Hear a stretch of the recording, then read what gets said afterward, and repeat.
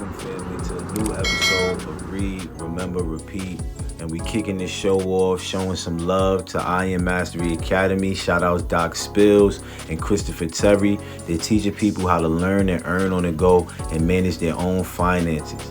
It's as simple as matching colors, and you can grow your account. This is needed for the community and definitely for the culture. I said, surround your mind with greatness, some of it will rub off. This is my office. This is where I start my day. And every day I read something. Form a habit of reading every day. It's about Proctor. My goal. And I love what you're doing as far as the read, remember, repeat, because that's imperative, Focus. man. And always, family, remember this. Read, remember, and repeat. Welcome back, Read, Remember, Repeaters. It's your boy, it's your host with the most, Michael Mugga Boy.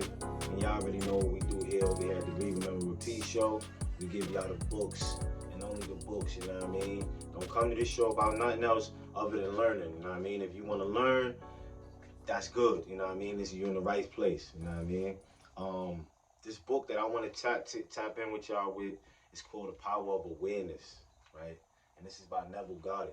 Neville Goddard is a great life seeker, great life coach, and I love his meditations. I love just what he puts out into the world, you know what I mean? And a lot of us sometimes, we have those people that we look up to, and I never really thought that I'd be looking into books anyway, but Neville Goddard is one of those guys, you know what I mean? And shit, man, without further ado, let's tap into the source and get y'all going, man. This is really, really something that I think will make you think, right?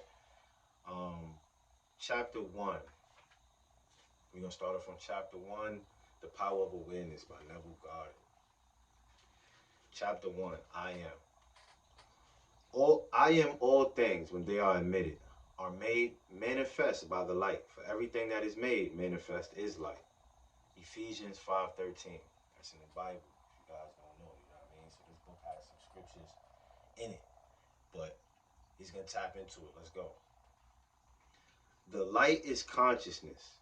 Consciousness is one, manifesting in legions or of forms or levels of consciousness. There is no one that is not all that is for consciousness, though expressed in an infinite series of levels, is not divisional. There is no real separation or gap in consciousness. I am cannot be divided.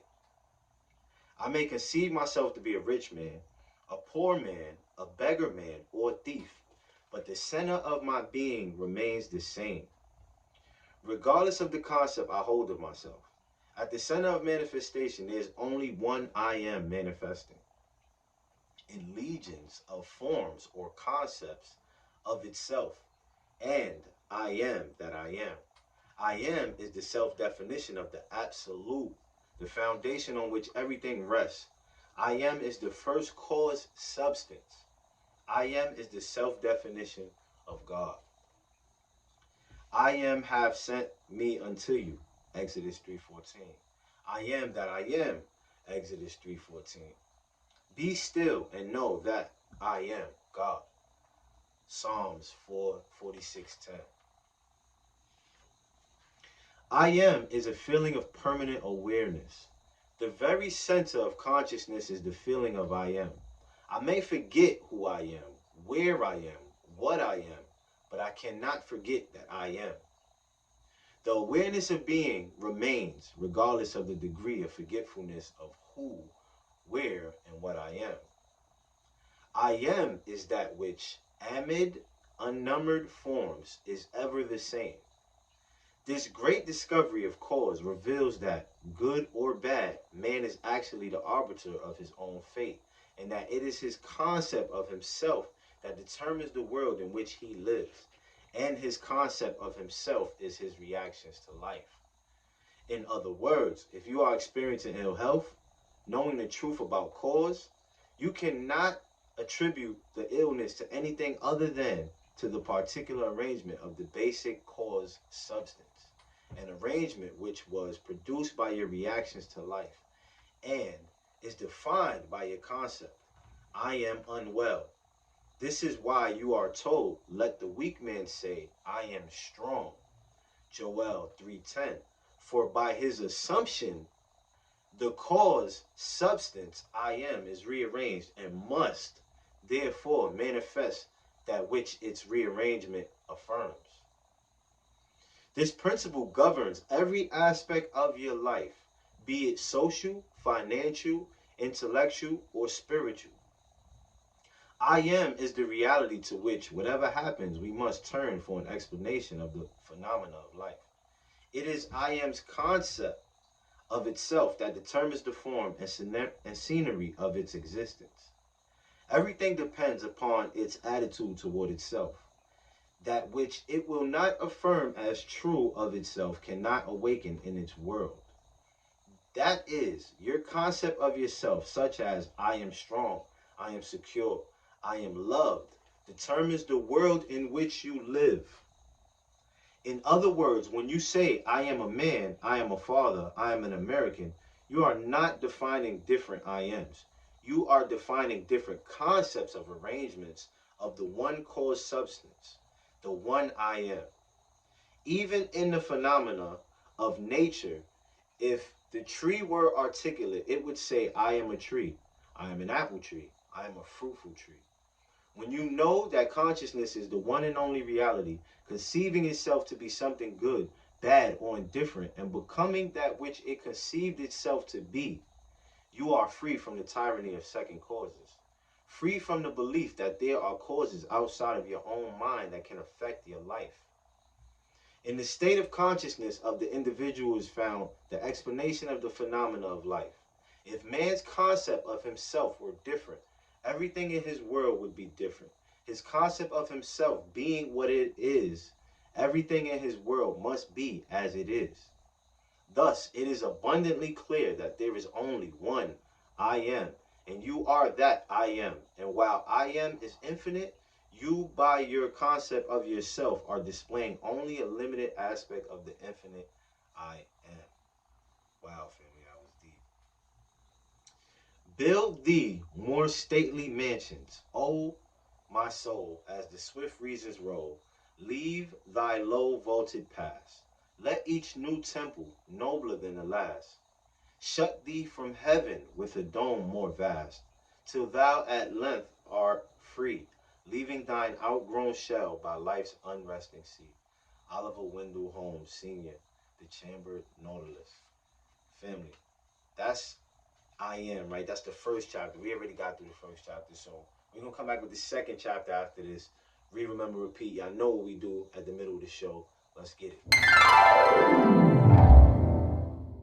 When I counsel my clinical clients who are depressed or anxious, one of the things I've always told them to do over the last few decades is to disconnect themselves from the news. This was before the social media. And you still believe that today? I haven't watched mainstream television news since like 1985. If I come to your place, your TV's not going to be on CNN. There's no TV. There's no TV in your I house? haven't had a TV since 1985. I realized back in 1985 that news wasn't news. If it was only news for a day, it wasn't important. I counsel my clinical clients who are depressed or anxious. One of the things I've always told them to do over the last few decades is to disconnect themselves from the news. This was before the social media. And you still believe that today? I haven't watched mainstream television news since like 1985. If I come to your place, your TV's not going to be on CNN. There's no TV. There's no TV in your I house? haven't had a TV since 1985. I realized back in 1985 that news wasn't news. If it was only news for a day, it wasn't important. And we are back, family. We jumping into chapter 2. Chapter 2 is consciousness. Now we're gonna jump straight into it, right? Buckle up, let's go. Consciousness. It is only by a change of consciousness, by actually changing your concept of yourself, that you can build more stately mansions, the manifestations of higher and higher concepts. By manifesting is meant experiencing the results of these concepts in your world. It is of vital importance to understand clearly just what consciousness is.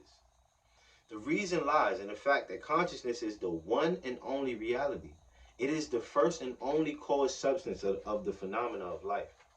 Nothing has existence for man save through the consciousness he has of it. Therefore, it is to consciousness you must turn, for it is the only foundation on which the phenomena of life can be explained. If we accept the idea of a first cause, it would follow that the evolution of that cause could never result in anything foreign to itself. That is, if the first cause substance is light, all its evolutions, fruits, and manifestations would remain light. The first cause substance being consciousness, all its evolutions, fruits, and phenomena must remain consciousness. All that could be observed would be a higher or lower form or variation of the same thing. In other words, if your consciousness is the only reality, it must also be the only substance. Consequently, what appears to you as circumstances, conditions, and even material objects is really only the product of your own consciousness. Nature then, as a thing or a complex of things external to your mind, must be rejected. You and your environment cannot be regarded as existing separately. You and your world are one. Therefore, you must turn from the objective appearance of things to the subjective center of things. Your consciousness, if you truly desire to know the cause of the phenomena of life and how to use this knowledge to realize your fondest dreams, in the midst of the apparent contradictions, antagonisms, and contrasts of your life, there is only one principle at work, only your consciousness operating. Difference does not consist in variety of substance, but in variety of arrangement of the same cause substance, your consciousness. The world moves with motiveless necessity. By this is meant that it has no motive of its own, but is under the necessity of manifesting your concept.